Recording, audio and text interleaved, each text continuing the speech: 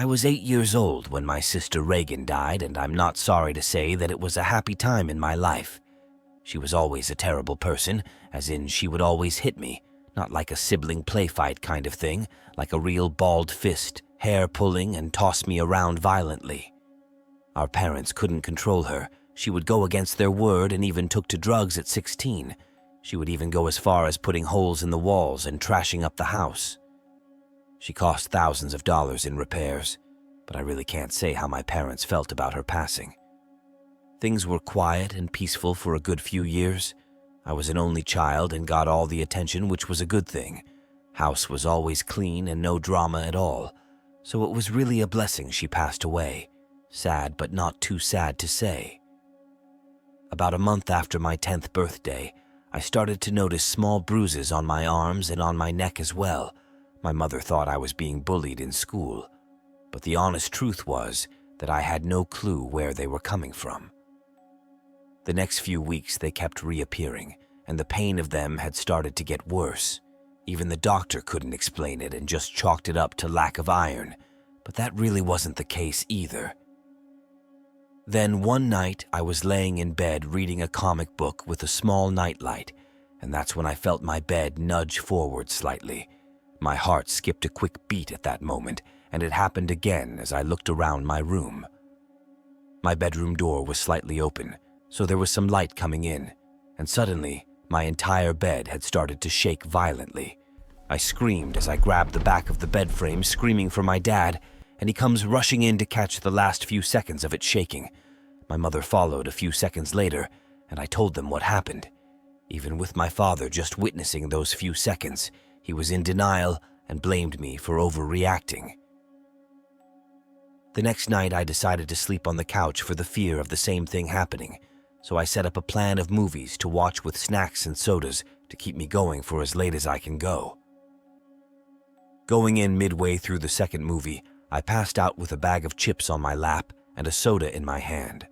I could somewhat hear my own snoring and feel my own drool rolling off my lip, but was way too tired to do anything about it. I could feel myself slipping deeper into my sleep as the seconds went on, and the TV noise fading in the darkness of my eyes, and before I knew it, I felt a pair of hands pressing down on my chest heavily. I woke up and gasped only to see a black figure of something holding down my chest, barely able to breathe, and for the life of me, I couldn't move an inch. My entire body grew a burning cold just by the touch of this thing. The most scariest part about this was that this all happened within 5 seconds. Those seconds felt as if time had stopped and lasted for an hour. I can't explain how that was possible, but the quiet fear of looking up at this hollow thing pushing down on my chest was the scariest experience I've had at that point. When I was finally able to move, I jumped off the couch and slammed my foot on the corner of the coffee table and crawled out of that living room and up the stairs as quick as I could. Trying not to disturb my sleeping parents, I ran to my room and jumped under my bed covers, cold and hands numb from this shadow person.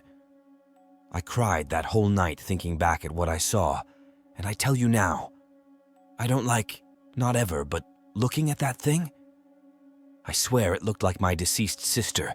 I can vaguely see its face, but I swear I can make out what it looked like and how I know also. That's how my sister used to hold me down and try to cave in my chest, which was a harsh pain for me. After a week after that first experience, nothing else had happened. I can't tell you how paranoid I grew of seeing that thing again. I started sleeping with an open Bible next to my bed, a crucifix on my door and above my bed, and of course a baseball bat by my nightstand. How could I tell my mother and father about what had happened? They knew something was up because of how quiet I had been that whole time, but we all just tried to move on with our lives and pretend that my sister was never around or even existed. Of course, that was until the night she came back. What happened just had to happen on the most typical of rain and stormy nights, so it gets a little dramatic like a movie or something. I was settled in bed with my comic books, and Mom and Dad were just getting ready to set themselves down in their room. I had my door wide open, and a little time passed, and the whole house grew quiet as I read while listening to the rain and thunder outside. Just as I was turning the page, I suddenly hear my mom scream or yelp, whatever it was. It made me jump out of my bed and grab my Bible, running towards the parent bedroom all the way down the hall. I pushed open the door and found my dad holding my mom in their bed. I thought maybe she just had a nightmare, but as I could see through my peripheral side view, I noticed a patch of black mass curled up in the corner, its long hair draped over its face and hugging its knees, rocking back and forth. My mom and dad got out of their bed and slowly made their way towards me as they kept an eye on this black mass. We all make our way to the hallway and run down the stairs and into the kitchen in a hurry. My parents quickly rummaging through the drawers trying to find their car keys. I looked down the hall while trying to catch my breath from the immense fear I was beginning to feel build up in my chest. Breathing got really heavy as if that thing was pushing down on my chest again. I turned and looked down the hall and could see the shadow turning the corner, standing there watching us look back at it. My dad wraps his arms around my mother, and I, as my dad yells, "You can't be here anymore, Reagan! You're dead! Now leave!" Mom starts sobbing into Dad's chest as I watch this thing tilt its head slightly, and it begins to scratch at its own arms and slowly backs into the wall. "Leave, Regan, no more!" Dad yells once more, and this shadow disappears into the wall. After that chilling experience, my parents had started putting up crucifix all through the house, one for every room and daily prayers for each room. We've never been religious, but this was a new thing for us, and if it kept the bad spirit away, then I'm sure as hell we needed it. But what really got me, after many years, my mother passed, and it was just me and my dad. One day we sat and talked about what happened. It turns out that whatever that thing was, that angry spirit of my sister Reagan, it was actually haunting my parents' bedroom for that whole week. They didn't say anything because they didn't want to frighten me with me being so young. My sister Reagan or thing would cry softly in the corner of their bedroom until morning, scratching itself and pulling out its hair. My sister was really just evil, and the day she died, she left her rage for us to deal with. That's what I believe anyway.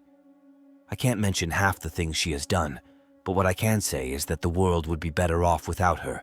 But as for the hateful spirit, I really hope it's not back at that house, because whoever lives there has my sympathy, Reagan. May you not rest in peace. This is a true story. We were staying in this fancy hotel for my cousin's wedding. I was 12. I woke up to a rough shove, assuming that my sister was waking me up. It was early morning, about 7:30. I groggily stepped out of the bed and was hit with hairspray fumes. I heard the sound of someone taking a shower, as well as loud, hurried footsteps and repetitive spritzes of the hairspray can. I walked to the dresser and pulled out a blouse and a skirt. As I got dressed, I heard knocking on my door. I pulled my top fully on and opened the door. There was no one there. I was kind of freaked out right now, but I knew that it must be my imagination, as I was about half asleep at the time. I exited the bedroom. I heard the shower shut off as I passed the lavatory, then my father's heavy footsteps. At the end of the hall, there was another restroom. I heard repetitive spritzes coming from there and called to my mother. "Hey, Mom, I need to pee, and Dad's in the other bathroom." I heard my mother's voice. "Alrighty." It was definitely her voice, but alrighty was not something she had ever said. I rolled my eyes and walked away. I figured that I should wake my granddad, as I heard heavy snores coming from the room that he was sharing with my parents. I wondered why my parents hadn't woken him up. When I opened the door, I was scared to see that the room was empty. Just then, the noises and the smell of hairspray stopped. I ran downstairs and saw that my roommates, Dad, Mom, Granddad, Clarissa, were already eating breakfast. I checked my watch and saw that it was already 10 o'clock. My mom stared at me. "What?" I thought. My sister then said, "What the heck?" I asked them what was wrong. My sister then said, "You literally just went to the bathroom," and pointed to the lavatory next to the small kitchen area. I walked over there and pressed my ear to the door. Sure enough, someone was there washing their hands. I shook it off and counted my fingers.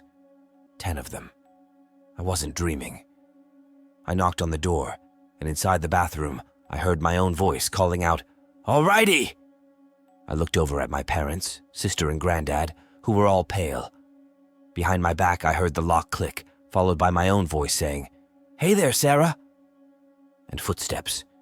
I turned around just in time to see my own feet, dressed in my black velvet flats, turning the corner on the staircase. I felt paralyzed with fear, and goosebumps crept up my back. I wasn't able to move for about a minute before I told my family all about what had happened a few moments ago. My sister told me that yesterday, when she woke up, I wasn't in my bed, but she heard noises coming from the bathroom. When she went there, she saw me walking down the hall in my pajamas and called out to me, but I kept walking. When she went back to my room, I was still sleeping in my bed. She freaked out and didn't tell anyone. Fast forward to 2 years later. My cousin now has a 6-month-old baby, and we're talking to each other over tea. I told my cousin about what happened to me and my sister, and she froze. "That happened to you too?" she said. I felt the goosebumps return to my arms and legs. She then told me that she had woken up and walked downstairs when she saw her fiancé, now husband, sitting at the table, eating cereal. He greeted her, then said that he was going to get something from upstairs. It took him some time. Eventually, she felt sort of concerned and went to check on him. He was asleep, still in his pajamas. That night, a group of friends and I decided to go camping. We wanted to get away from the noise of the city and spend a weekend surrounded by nature. We found a spot at the foothills of the mountains, deep within the forest, and set up our tents. As it started getting dark, we gathered around the campfire, sipping our hot coffees and chatting. When it was completely dark, the only light came from the flickering flames of the fire, and strange sounds echoed from the depths of the forest. One of my friends began telling a scary story, but I wasn't really paying attention. My mind was elsewhere, lost in the depths of the forest. Suddenly, I was startled by a strange rustling sound. I turned my head and saw a shadow among the trees. At first, I thought it was an animal, but upon closer inspection, I realized it was a human figure. I immediately called out to my friends, but they just laughed at me. "You probably just saw an animal," they said. But I felt a growing unease inside me. I looked more closely and saw the shadow moving towards us. Panicking, I got up and moved away from the light of the campfire to get a clearer view. It was then that I realized what I was seeing wasn't a real person. Its eyes glowed a bright red, and its face was grotesquely twisted. My heart started pounding wildly. The creature was getting closer and closer to us. My friends finally noticed the situation and panicked, unsure of what to do. We abandoned our tents and started running into the depths of the forest. No matter how far we ran, the creature didn't leave us alone. It was like a chase that took our breath away. The fear we felt in those moments was indescribable. As we ran deeper into the forest, every tree, every shadow seemed like a part of that creature. For a moment, we wanted to stop and catch our breath, but the footsteps behind us wouldn't allow it. The creature's breath was practically on our necks. After a while, completely exhausted, we decided to hide behind a rock. Our breaths were irregular. Our hearts felt like they were about to explode. At one point, I asked a friend to turn on his phone's light and illuminate the surroundings. Maybe if we saw that the creature had moved away, we could relax a bit. However, when we turned on the light, we were met with the creature's glowing eyes just a few meters away. The fear we experienced at that moment was beyond words. My friend's trembling hands turned off the phone in an instant, but the impact of that moment would stay with us for years. We kept running. We no longer knew where we were going or which direction we were headed. The only thing we knew was that the creature was still after us and wasn't giving up. We ran through the forest for hours. Our feet got injured by branches and stones. Even when we were exhausted, we couldn't stop. Finally, as the first light of morning appeared, we found ourselves by a river. While trying to catch our breath by the river, we realized the creature was no longer following us. We took a deep breath, but we couldn't relax. We were still lost in the forest, unsure of where we were. Our phones had no signal, and we were far from our campsite. After walking along the river for a while, we saw the lights of a small village. The villagers were shocked and concerned when they saw us. When we told them what had happened, their faces filled with deep fear. One villager said that the creature was based on an old legend and hadn't appeared in the forest for years. They told us it was a curse that lived deep within the forest and that those who encountered it were never the same. Since that day, we never dared to camp in the depths of the forest again. We never learned what that creature was or why it chased us. But there's one thing I know for sure. The memory of that night will never fade from my mind. The creature we saw in the forest wasn't just a nightmare, it was a real thing, and we would continue to live with the fear of that night. As a child, I was very fond of horror stories, but that one incident was literally a nightmare. I live in Kolkata. My grandmother is basically from a remote village which is somewhat 2 hours away from the main city. I was 12 or 13 years old, as far as I can recall, and my summer vacations had just begun. So my mom and my Masi, mother's sister, decided to take my sister and me to that village. Now let's first describe the place. The place was too green with loads of trees, bushes, and shrubs. Every family have their personal ponds. The population is so less there that if all of them gathered in a place, you could finish counting them within 1 minute. Now, if you zoom in, you can see an unfinished building. People say that it's haunted, and that's why no one could ever finish the construction. My sister and me were too young to understand all these, so we were just forbidden to enter that area. But we were that typical stubborn children. When we heard the word forbidden, we just knew what our next mission was. One such afternoon, when everybody was asleep after having their lunch, me and my sister stealthily escaped from our house and went there for playing. It was supposed to be a 2-storied building, but as I said, it was an incompleted one, so only few stairs were built. We were having fun until we heard a loud noise. We were scared, and we knew that it was now the time to run away. But as soon as we tried to run away, my sister tripped over some rocks and fell down. The situation was turning worse. I tried to pick her up, but she was becoming heavy with each passing minute. We both chanted some religious mantras that we had been taught, and magically my sister became perfectly normal. We wasted no more time and ran away. We didn't tell anyone about that incident, but we were scared like hell. Since it is a village, people tend to sleep early and wake early. The place becomes totally dark after sunset. After feeding us our dinner, both of us were sent upstairs to sleep. We insisted to keep the lights switched on, but no, my mom didn't listen and turned them off, but kept the lights of the balcony switched on. She then went downstairs, keeping the scared little idiots with each other's company in the dark. We were trying our best to sleep, but all in vain. Suddenly, I saw someone standing outside on the balcony. I kept staring at that thing for more than 5 mins and signaled my sis to look at that. We both could see someone standing there facing us. We realized that it was a female as we could see some long hair waving, as if there was wind blowing outside. We were about to shout for help when we heard a voice saying, "Shh, chitkar noi, na hole ar beche takbina." Shh, don't shout else you won't be alive anymore. We probably fainted after that. I remember nothing what happened after that. Whenever I try to ask my mom what happened that night, she avoids that topic completely. Now, after 6 years, when I visited that place again, I came to know that a woman was murdered in that building, and since then, it is said to be haunted. I don't really fantasize horror stories anymore.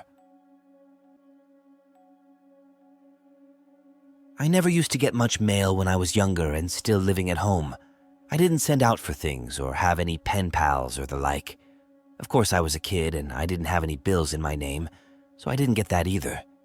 So whenever I did get something in the mail, it was a pretty big deal, and there was a period of time when I got several things in the mail, and it was quite a terrifying time in my life.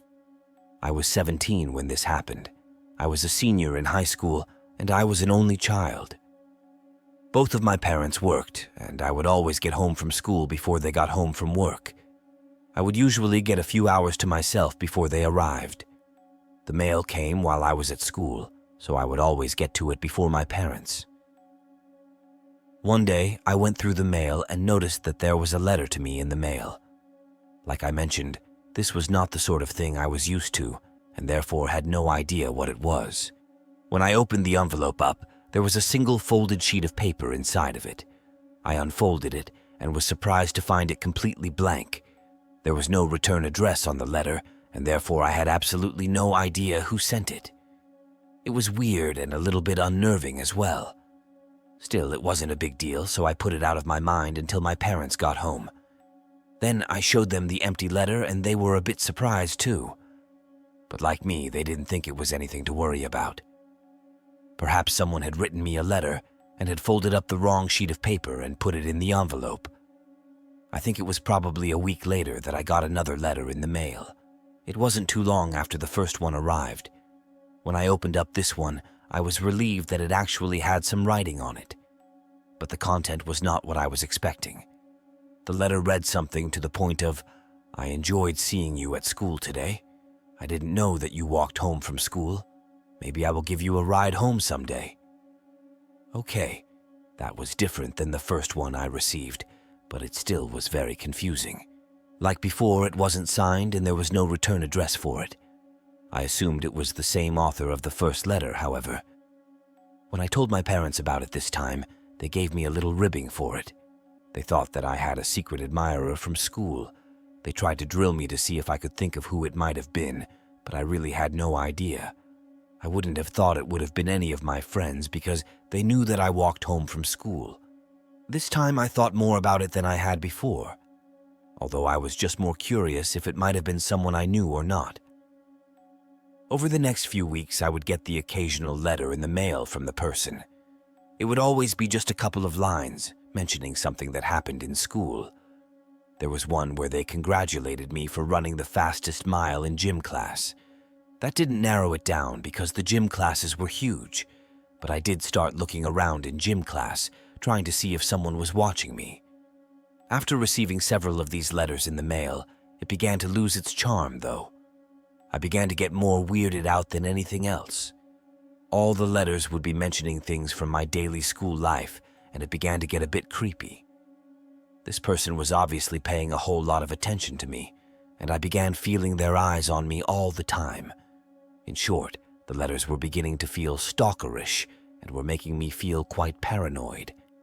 It all came to a head one day, however, when I came home from school. There was a package laying on the porch this time. It was really small, but I recognized the handwriting. It was from the person who had been sending me letters. This was the first package, though. When I opened it, there was no letter inside it. All that was inside was one of those Ginsu knives that were popular back in the 90s, and it looked like it had blood on it. I mean, it was red, and I assumed it was blood, not knowing what else it could be. I made the choice to not tell my parents about it. I didn't want to worry them. I was paranoid enough concerning what was going on. I didn't need to make it worse for them. I didn't get anything else in the mail until the following week. When I did, it was another package. I dreaded opening it because of what had been in the last package. But finally, my curiosity got the better of me, and I opened it. The smell was horrendous, but there was a plastic container inside the package, and in the container was a dead and decaying bird. There was a letter inside it too, which read, "Guess why the knife I sent you was bloody?" Well, this time I had to tell my parents. They of course called the police, and we had to fill out a police report. But since there was no way of telling who had sent it to me, there wasn't much they could do about it. If I was paranoid before, I went through a long period of time just being scared. I was scared at school. I was scared when I was walking home from school. And I was scared until my parents got home from work. I didn't feel safe until then. I was paranoid also waiting for another letter or package to come in the mail. Every day on the walk home from school, I would dread it. I never did get anything else in the mail from this person, though. I also never figured out who it was. This was back in the 90s, and I still have never heard from the person again, and don't have any idea who it could have been.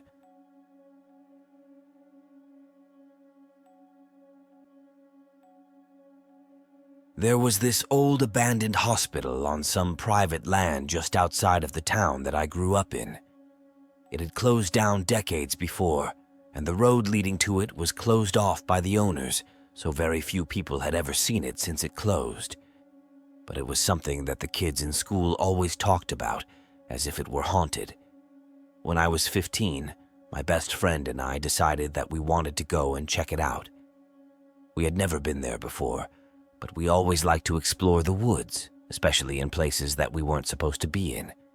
So we always tried to find the hospital, and one day we lucked and came across it. The building was huge, much bigger than I had expected it to be. My friend Tim and I were excited, and even more so when we weren't able to find any security keeping us away from the building. We got up to it and went searching for a way to get in. It wasn't difficult because many of the windows had been broken out. It was weird being inside the building. When it was closed down, it seems that they had left a lot of equipment and furniture there. Plus, there was graffiti on the walls, which we figured came from other explorers like us. What we found most interesting, though, was just the really morbid atmosphere of the building. It was so huge and so dark, and it truly felt like an evil place. I mean, I don't know how else to put it than that. Tim and I didn't believe in ghosts, and we weren't scared of that. But there was just this really unnerving feeling about the place. We gave it little mind as we kept exploring the huge building. We were in a basement level when Tim told me he heard something. I thought he was just trying to scare me until I heard it too. It sounded like someone was moving around in one of the rooms. We figured it was an animal, so we thought we would go and check it out. Tim opened the door to the room that we were hearing the noises from. It was really dark in the room, but we had a flashlight. So Tim was flashing it around the room, trying to see if he could find what had been making the noise. The flashlight landed on a figure who was crouched down in the corner of the room. It was a person who was filthy and hiding their face behind their arm. When the light landed on the person, he fell forward until he was on all fours. But still, he was hiding his face from our views. It was really creepy, and he didn't move or do anything at first. Suddenly, we heard the man say, "What did you do to my face? Why did you steal my face?" And then he began crawling toward the two of us, and a lot faster than a man in his shape should have been moving. Tim and I hightailed it out of the room and ran for the steps. We got up the steps and then kept running until we were sure that the man wasn't following us anymore. I think at that point, we decided we were content with what we had seen and decided to get out of there. We had a scary story, so I guess that made the trip worth it. Oh, and in case anyone is wondering, we think it was just a crazy homeless person, not a ghost or anything. But why he was talking about us stealing his face is something we speculated on for a long time. We had never seen his face, so we often wondered what it would have looked like.